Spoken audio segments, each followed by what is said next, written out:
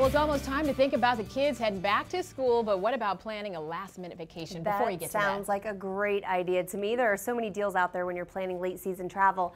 So here to give us some tips is Gabe Saglie, senior editor of Travel Zoo. He's always got fantastic places. Welcome. I can't believe it's already the end of summer. I can't believe it either. And some of us are still thinking about planning that summer getaway. Right, so which is very true. Weeks. A lot of people, when planning the summer getaway or fall getaway or whatever, airfare, that's a big expense. That's going to be actually the biggest thorn on your side if you're planning travel because it's so volatile. I mean, airfare is changing even hour to hour within the course of a day. It's changing as availability changes. So the best bet is book as early as you can. You know, once you make up your mind as to where you want to go, book it. And then if you're very flexible and you pretty much are willing to go anywhere that the deal will take you, look at places that have a lot of what's called airlift, a lot of competition. It should be generally cheaper to fly to LA than say New Orleans because there are more airlines competing for your rear end in that seat to take you out there. And then look at destinations that see low season this time of year. So places like in the American Southwest and places in Florida, for example, the Southeast, that generally see a low season this time of year are going to be a bit more competitive.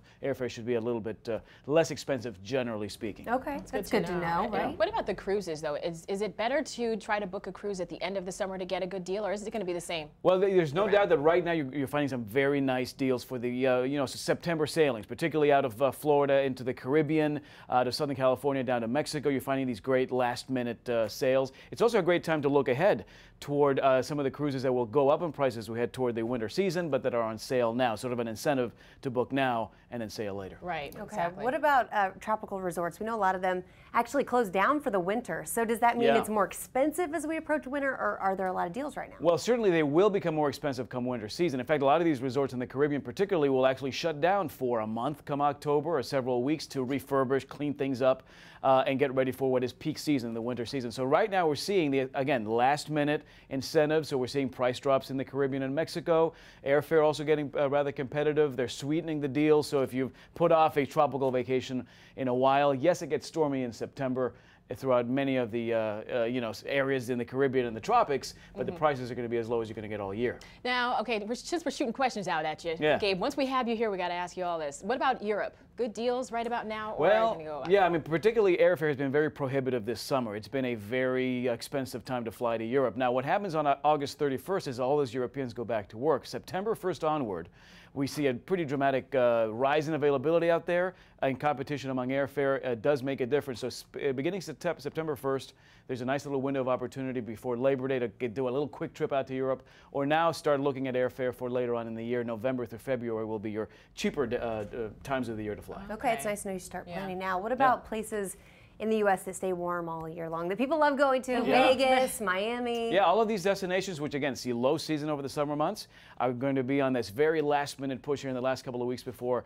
we head back to school and back to reality. So yeah, look at Las Vegas, look at places like Miami and South Beach, look at places like Scottsdale to again sort of buffer that bottom line during this low peak season before the prices start to go up in the fall. I actually I gotta tell you this really quickly. I was very proud of myself. I got a ticket to Miami for $200 a few weeks ago. Nice, $200 round trip. And that same ticket is going to be about twice that much if you were to go in January when everybody else wants to go. So yeah, it's going to be hot. And when are you going to go? I already went. Oh.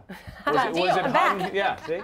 Oh, welcome back. Yeah, those are hard to come by. You got a nice glow. Yeah. Very quickly before we go, do you think travel insurance is a good idea or a bad idea? Well, yeah, you know, travel insurance, it depends on the value of your trip. If you're doing an exotic trip somewhere, certainly. If you're going to a destination where the weather could throw a curveball, certainly the Caribbean on a week-long special getaway might not be a bad idea. Even cruises, if you're buying your airfare separately to get to that port, is not a bad idea. And generally speaking, if you've got about a $1,000 trip, your travel insurance will cost you about $70 to $100 on top of that.